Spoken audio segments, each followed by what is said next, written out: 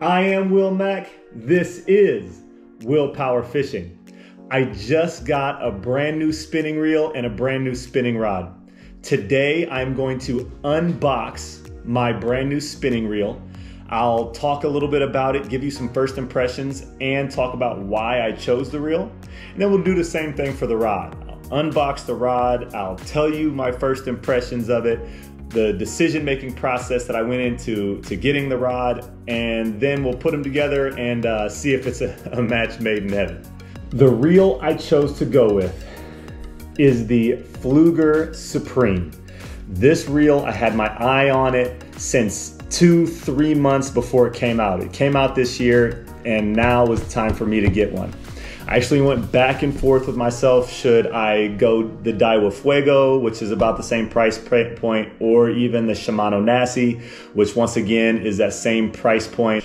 Ultimately, I am a brand loyal fisherman, which most of us are. The first nice spinning reel I ever bought was a Pflueger President. Those are $60 reels. They're still sold today, and they consistently rank in the top 5 as the best spinning reels under $100. You can drag them through mud and they still cast like they brought them out of the box. So I am brand loyal to Pflueger. I've had the President XTs, which are about the $90 to $100 reels, and they've never let me down. So for those reasons, I decided to go with the Pflueger Supreme. Full disclosure, I already unboxed it. I'm sorry if you were waiting for me to unwrap it from the plastic and take the little pieces of tape off that it comes with and screw the handle in. But listen, who goes to Cabela's, buys a reel, and then doesn't take it out of the box for 3-4 days? I ain't got that type of patience. First impressions are, it is a beautiful reel. It's got kind of a forest green copper finish on it, which is really unique. So it's a very attractive color, black highlights. It is very smooth. It's got a wonderful ergonomic grip. My thumb feels like it almost sticks to the reel handle, which is handy because when you're out there moving a bait, you're generally not looking down when you feel the fish strike your lure. So having a handle that grips you as you grip it is definitely a good feeling. A lot of times, one of the first tests that fishermen like to do is spin the reel really fast and see how it spins once you let the reel go. I couldn't be happier. It's aesthetically pleasing. It's smooth.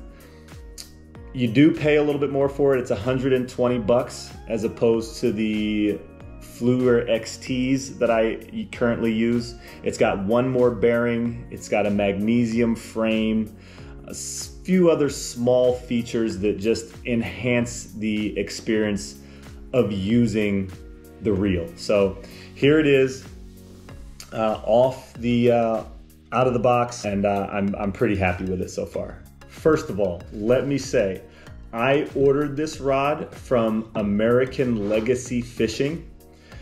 I've generally done all my rod and reel ordering from Tackle Warehouse. The only problem with Tackle Warehouse is that sometimes they can take a long time. I've waited 10, 11 days to get a Tackle Warehouse order before. This rod came in 4 days.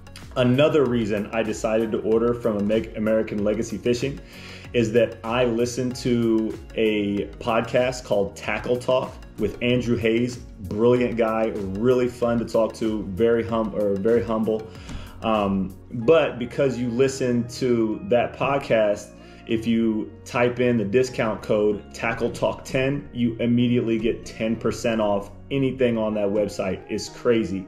So for those 2 reasons, the 10% discount and the speedy delivery that American Legacy is known for, I decided to order from them. So here's a point to consider when you're buying a new rod and reel. The most important piece of equipment between the two is quite honestly the rod. It's the rod that has to feel good in your hand. It's the rod that has to be sensitive enough to work the bottom. It's the rod that has to detect the fish striking your lure. And it's the rod that ultimately has to play the fish well enough for you to get it in the boat. So if you're gonna spend money on the rod or the reel, you really need to spend the money on the rod. And for that reason, I kind of have a little rule to myself that the rod should be more expensive than the reel. Okay. All that being said, I spent 120 bucks on the reel, so I wanted to spend 120, at least 120, maybe 130, maybe $140 on the rod. I ultimately decided on the St. Croix Mojo Bass spinning rod. I was talked into it by my brother-in-law. He swears by his. It was really the first nice spinning rod that he bought, and it's lasted him. He's caught tons of fish on it, tons of big fish, and he was just really passionate about this rod, and that's why I chose it. My other choice was a Dobyns Fury medium spinning rod. I am a huge fan of my Dobyns medium heavy casting rod that I bought earlier this year, and I was really torn until I talked to my brother-in-law, and he just sold me on the Mojo Bass spinning rod. All right, this one I have not cheated on. I have not opened it up. So the first look that you guys get at it is the first look that I'm gonna get at it. All right, here she goes.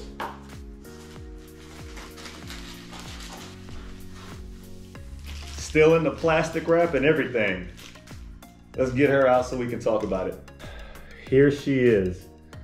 Mojo Bass 7-1 medium power fast action spinning rod. Beautiful logo on it.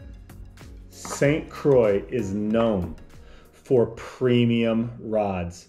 That means highly sensitive, fast tip.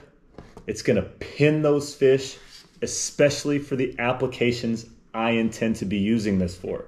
I love throwing finesse swim baits. I'm talking about 1/8 ounce, 3/16 and 1/4 jigs with a swim bait on back.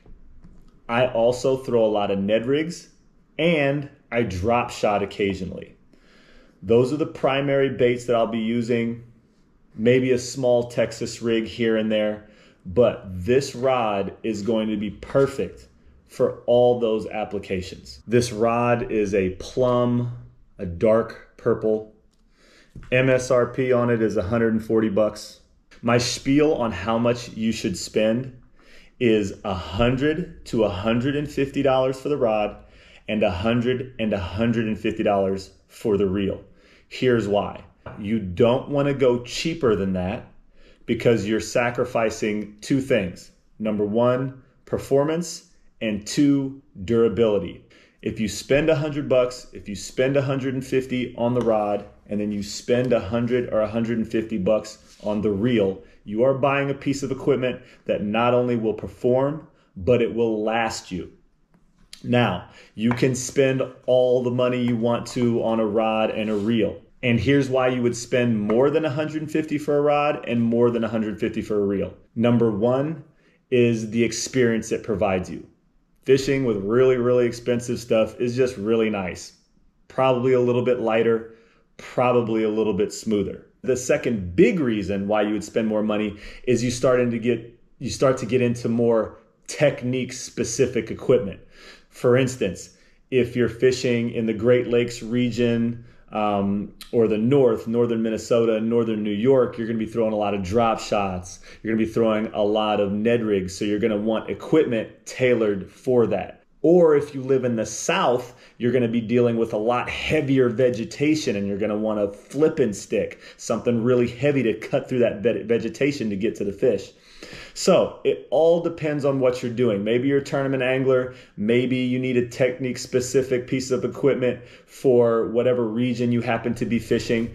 But if you're a general angler like me and you just want to put fish in the boat, $100 to $150 for the rod, $100 to $150 for the reel is going to do everything you need it to.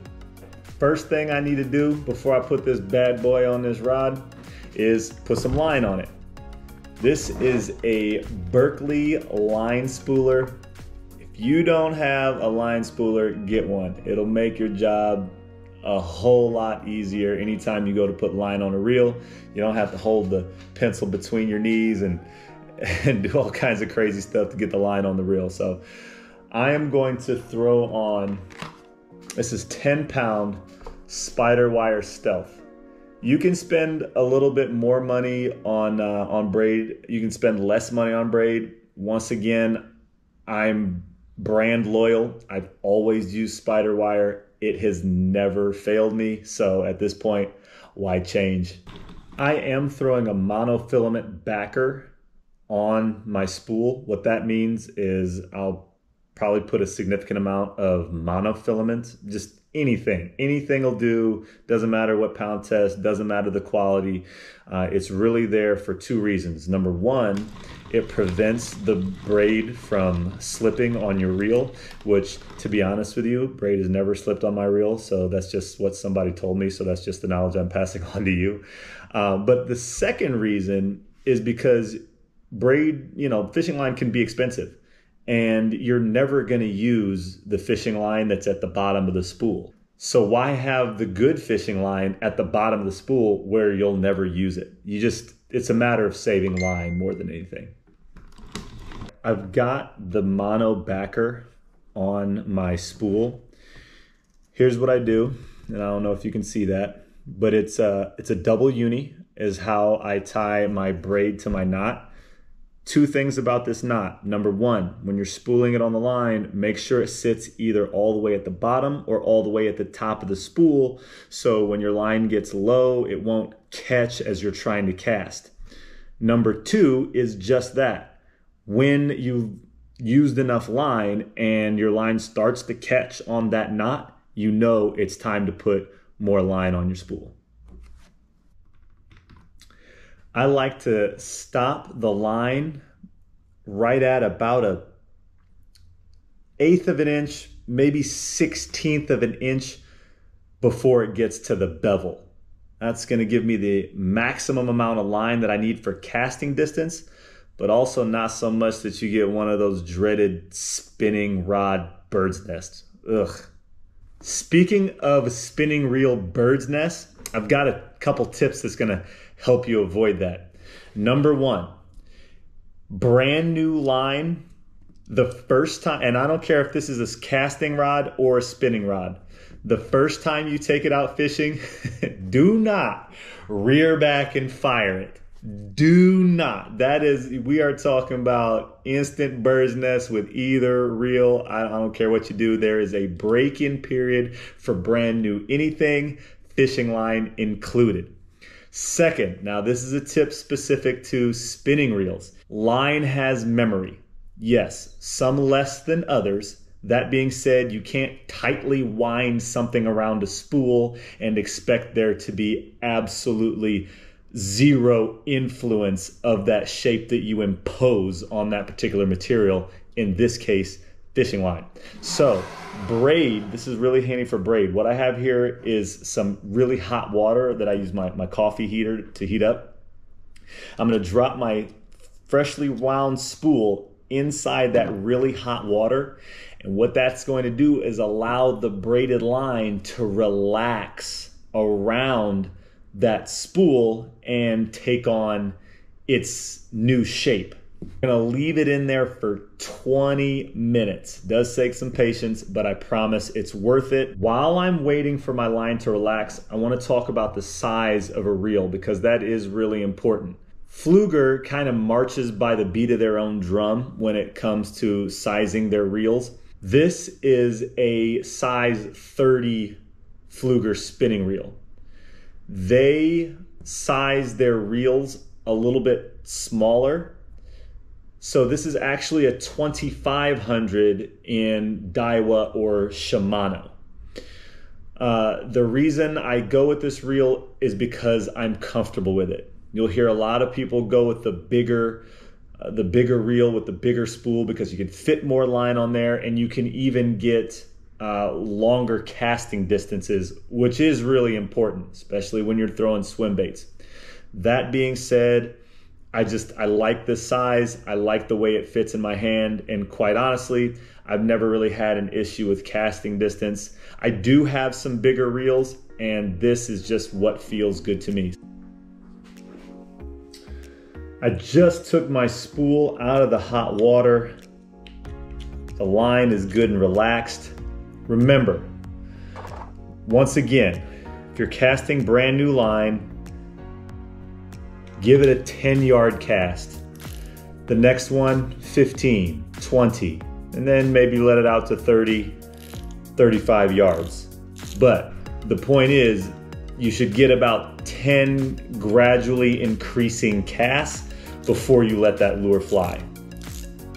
All right, time for the magic moment. The reel seat is beautiful. Fits right in there, just like it should.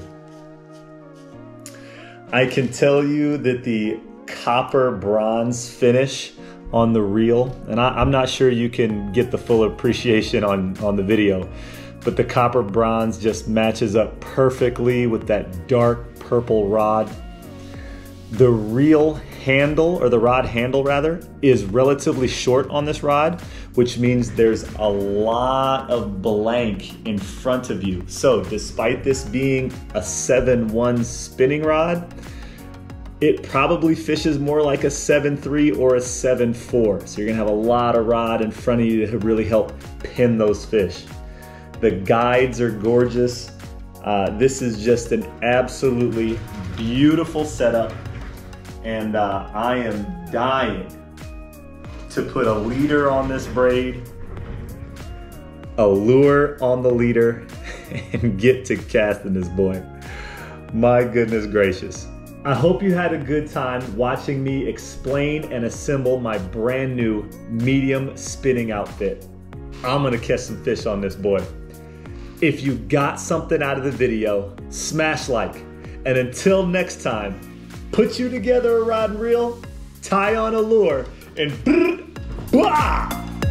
chuck and wind, baby. Peace.